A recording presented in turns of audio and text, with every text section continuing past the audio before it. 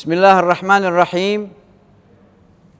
Alhamdulillahi rabbil alamin. Wassalatu wassalamu ala ashrafil anbiya'i wal mursalin Sayyidina Muhammadin wa ala alihi wa sahbihi ajma'in. Amma ba'd. Pemirsa sekalian di mana saja Anda berada, Assalamualaikum warahmatullahi wabarakatuh. Kita berjumpa kembali pada kajian Ramadan malam hari ini. Dan malam hari ini saya akan membawakan sebagaimana hari-hari yang lalu, pesan-pesan Nabi Muhammad SAW. Yang hari ini adalah sebuah hadis yang diriwayatkan an Ibnu Abbas. Ya. Beliau meriwayatkan ya, dalam sebuah hadis, annahu qala, Ibnu Abbas mengatakan, kuntu radifa Rasulillah sallallahu alaihi wasallam. Satu saat aku mengiringi perjalanan Nabi. Jadi Nabi berjalan begitu ya ke sebuah perjalanan dengan naik kuda atau onta. Nah, Ibnu Abbas ini mendampingi ya di belakangnya begitu mendampingi. Faqala ya ghulam au ya ghulaim ya. Lalu Rasulullah mengatakan ya ghulam, wahai anak muda, karena waktu itu Ibnu Abbas ini sepupu Nabi tapi jauh lebih muda daripada Nabi Muhammad SAW. Jadi masih anak-anak, dia masih muda. Maka dikatakan oleh Nabi SAW, ya ghulam, wahai anak muda, ala u'allimuka kalimatin yanfa'ukallahu bihinna. Maukah kamu aku ajarkan sesuatu yang kalau sesuatu ini kau indahkan maka akan bermanfaat bagimu di hadapan Allah Subhanahu wa taala. Faqultu bala. Tentu ya Rasul. Tentu aku mau mendengarkan pesanmu ya Rasulullah. Lalu Rasul mengatakan faqal, Habibi Rasulullah SAW melanjutkan pesannya itu dengan mengatakan ihfazillaha yahfazka. Kalau kau kepingin dijaga oleh Allah, jaga urusan-urusan Allah Subhanahu wa taala. Apa maksudnya urusan Allah? Apa yang Allah perintahkan, kerjakan. Yang Allah larang, tinggalkan. Ya. Jangan pakai ditawar-tawar, ya. Ihfazillah. Ya. Apa-apa kita mau lakukan, kita lihat ini boleh enggak dalam syariat. Kalau boleh kerjakan, kalau enggak boleh tinggalkan. Maka Allah akan menjagamu. Ya. Artinya Allah, kalau kau perhatikan ini perintah-perintahnya, Allah akan perhatikan kamu.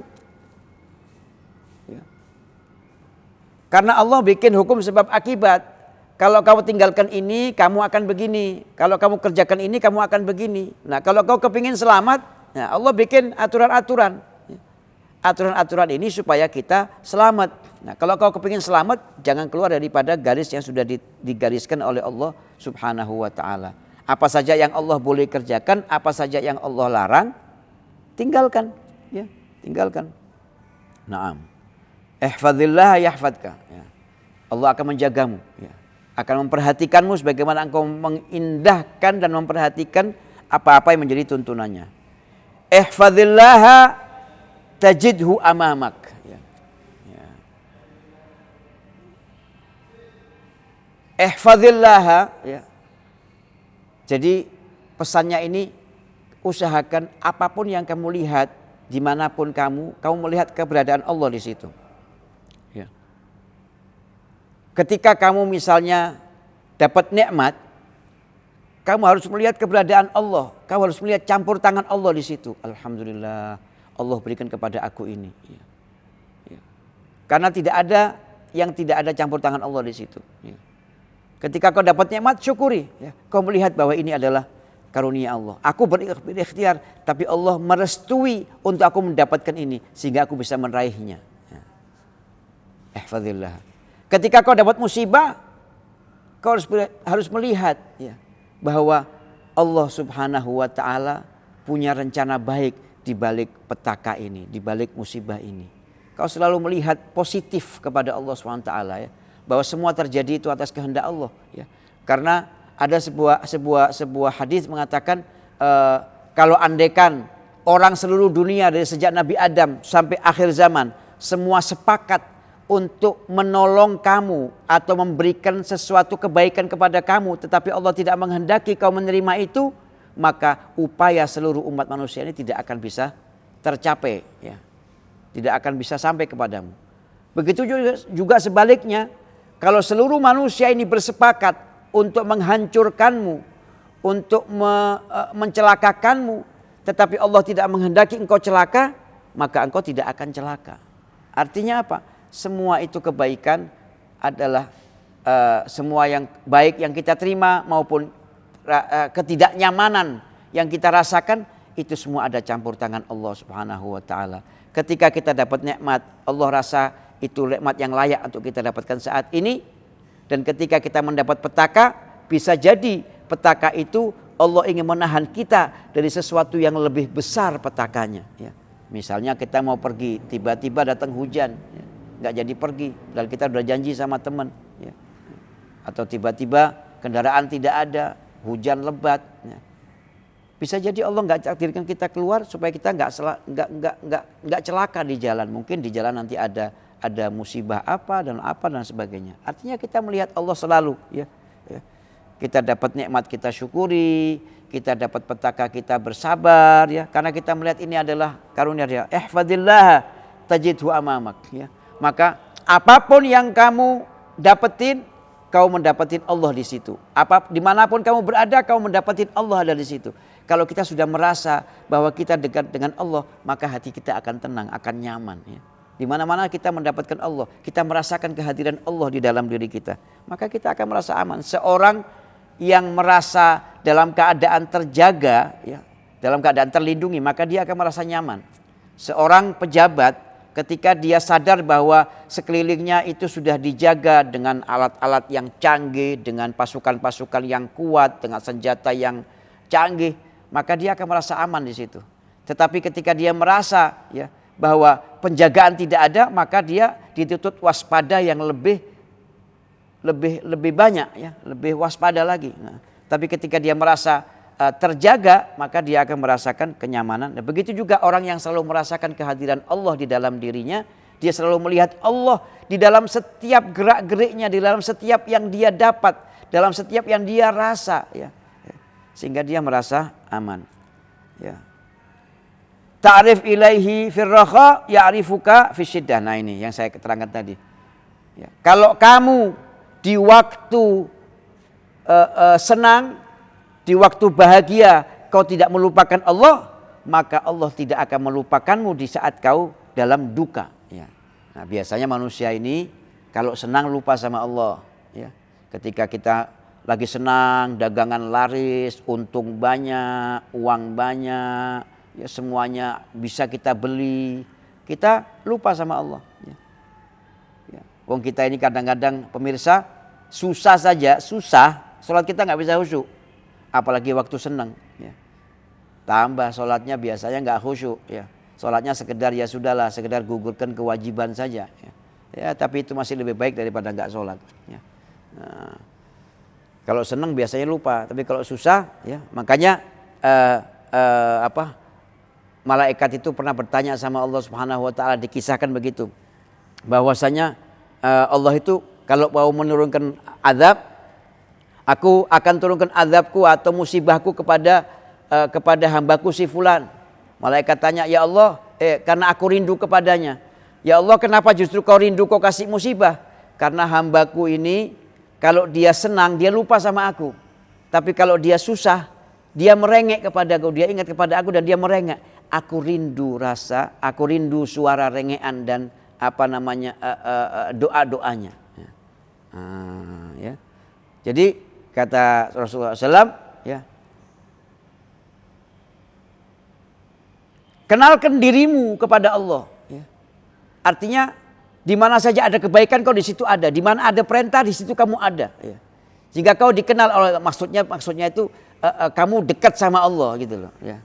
Kayak kita nih misalnya, ya, kalau kita misalnya sama teman kita, ya, dia senang kita ada, dia susah kita ada, ya, dia butuh kita ada, dia nggak butuh kita juga ada, sehingga dia nggak pernah lupa sama kita. Nah, kira-kira kiasannya seperti itu. Nah, jadilah kamu orang yang di mana ada perintah Allah, Allah melihat kau di situ melaksanakannya. Ya. Di mana ada kebaikan, di situ ada kamu. Ya. Maka ya'rifuka fisyiddah. Maka ketika kamu susah, ketika kamu duka, kamu berdoa, doamu akan diijabah. Nah, kita ini kadang-kadang kan baca wiridnya kalau kita lagi susah. Makanya wirid-wirid itu, bacaan-bacaan doa-doa itu jangan kita simpen aja di rak lemari kita, ya. Dibaca tiap hari. Maupun kita suka, maupun kita susah, baca. Nah, supaya ketika kita ini susah, nah, doa itu akan lebih tajam, ya.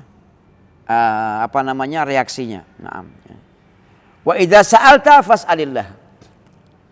Kata Rasulullah, kalau kau kepingin senang hidup ini, jangan pernah mengharap dari selain Allah. Kalau kau punya kebutuhan, sampaikan kebutuhanmu kepada Allah. Karena hanya Allah yang tidak akan mengecewakanmu. Selain Allah akan lebih sering mengecewakan kita daripada menyenangkan kita. Kita minta tolong sama orang, 1 kali iya, 2 kali iya, 3 kali mikir, wah ini kok terus-terusan. Wah ini kalau dituruti nanti bisa begini nih. Wah ini nanti bisa begitu nih. Nah yang gak pernah begitu itu cuma Allah. Lagi kalau kita mintanya sama Allah, kita punya kekurangan orang lain tidak tahu. Tapi kalau kita minta sama orang jadi tahu bahwa kita lagi susah, kita lagi butuh, kita lagi apa gitu ya. Nah, kata Rasulullah, kalau kau kepingin hidupmu itu tenang, terhormat, kamu tidak dihina orang, tidak diremehkan orang, tidak dianggap orang, tidak disepelekan orang, jangan pernah engkau mengeluh, jangan pernah engkau minta kecuali kepada Allah Subhanahu wa taala. Ya, fas'alillah, ya. Wa idza sta'anta fasta'in billah. Kalau mau minta tolong, ya, minta perlindungan, jangan berharap perlindungan dari selain Allah Subhanahu wa taala. Dan ini ikrar kita setiap hari 5 kali dalam salat. Iyyaka na'budu, hanya kepadamu aku menyembah, wa iyyaka nasta'in, dan hanya kepadamu aku mengharap pertolongan. Nah, kita wujudkan di dalam hidup kita, jangan cuma sebuah ikrar, tapi jadikanlah kita begitu. Ya. Apapun masalah kita, kembalikan kepada Allah. Suka, duka, kembalikan kepada Allah. Butuh sesuatu, minta sama Allah. Ya. Dan minta sama Allah harus yakin, saya yakin. Saya berdoa, saya yakin doa saya dikabulkan. Ya. Bukan karena saya soleh, tapi Ustaz saya ini kan sholat saya ya begitu gak khusyuk, ibadah saya pas-pasan. Masa ya doa saya dikabulkan?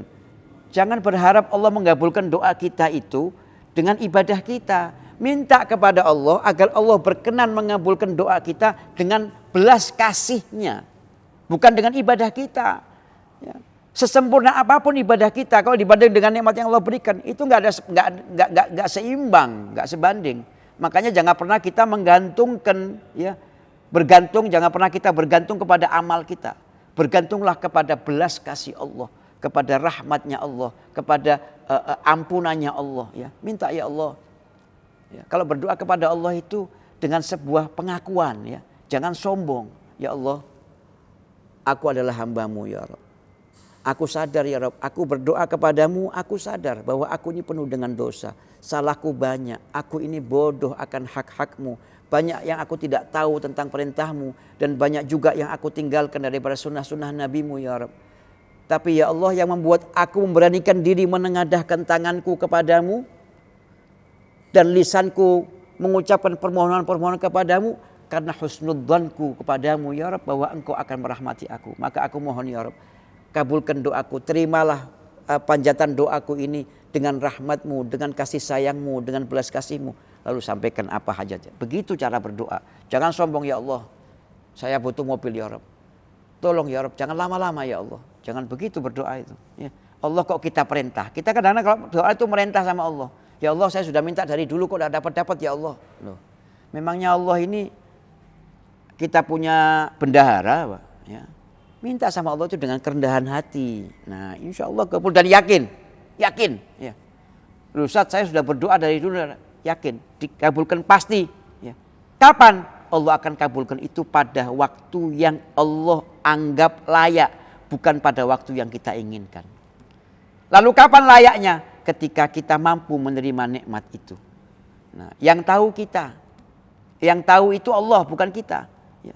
Kita nggak tahu. Kita ini nggak bisa tahu nih, 1 jam ke depan ini saya akan bagaimana kita nggak tahu. Rencana kita ada nanti. 1 jam ke depan saya habis kajian ini saya tidur, nanti saya bangun sahur. Apakah akan seperti itu? Wallahu a'lam. Bisa jadi ada sesuatu hal kita terpaksa harus keluar. Atau ada keluarga kita yang sakit, kita harus ke rumah sakit. Atau ada sesuatu yang akhirnya kita nggak bisa tidur. Ya. Kita sudah siapin sahur di rumah, makanan ini, makanan ini. Ternyata kita nggak takdir sahur di rumah. Kita sahur di luar karena ada sesuatu hal. Kita nggak tahu yang ke depan seperti apa. Kita punya rencana, tapi yang apakah akan seperti itu kita nggak tahu. Yang tahu hanya Allah. Makanya doa itu akan Allah ijabah pada saat yang tepat menurut Allah, bukan pada saat yang kita mau. Nah, kemudian fasta'in billah qad jaffatil galam bima huwa kain, ya. Manusia ini sudah semuanya sudah termaktub, garisan catatan hidupnya ini sudah termaktub, ya. Dan Allah akan berikan setiap manusia rezekinya sesuai dengan kadar kebutuhannya. Walau annal khalaq kulluhum jami'an arada an yanfa'uk bi syai'in lam yaktubuhullah alaik, ya. Semua manusia, ya, kalau ingin memberikan manfaat kepadamu dan Allah tidak menghendaki itu, maka tidak akan kau dapatkan itu. Begitu juga sebaliknya, jika semua manusia menghendaki sebuah petaka untukmu, celaka, jika Allah tidak menghendaki itu pun tidak akan terjadi padamu. Lam yaqdiru alaih. Wa'lam anna fis sabr ala ma takrah khairan katsira. Ketahuilah wahai Abdullah bin Abbas, wahai sepupuku, ya, bahwasanya anna fis sabr ala ma takrah khairan katsira.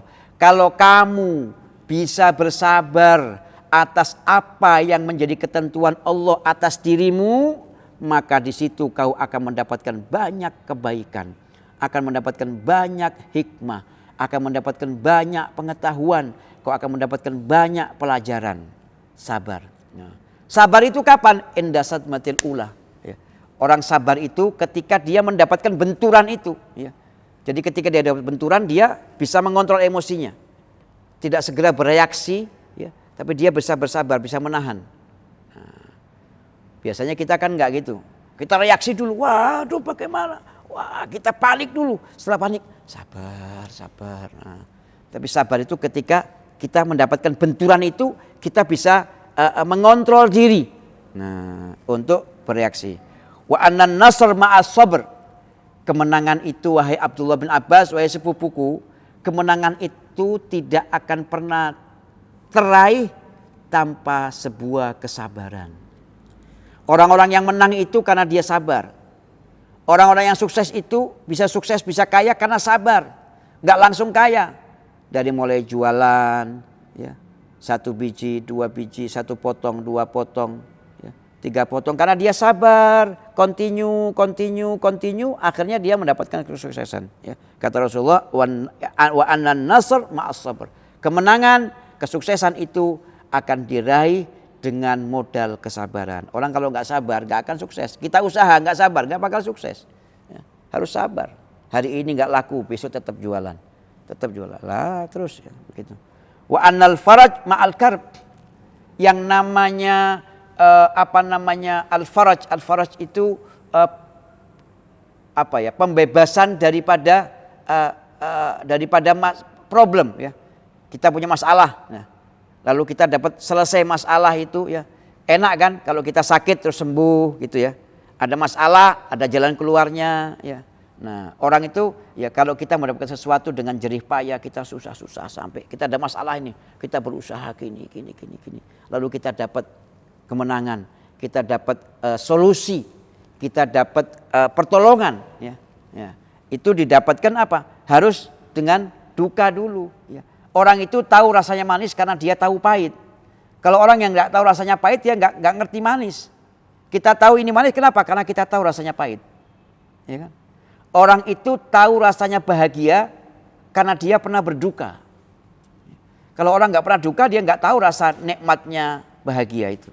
Ya. Wa anna ma'al usri yusra. Dan setiap kesulitan itu pasti ada solusinya. Demikian pesan Rasulullah Shallallahu Alaihi Wasallam yang dapat kita pelajari hari ini. Mudah-mudahan kita bisa mengambil faedah dan bisa mencerahkan, dan mudah-mudahan hadis-hadis ini bisa mengobati semua duka dan kebingungan kita, dan insya Allah hari-hari kita ke depan menjadi lebih baik. Semoga bermanfaat. Wassalamualaikum warahmatullahi wabarakatuh.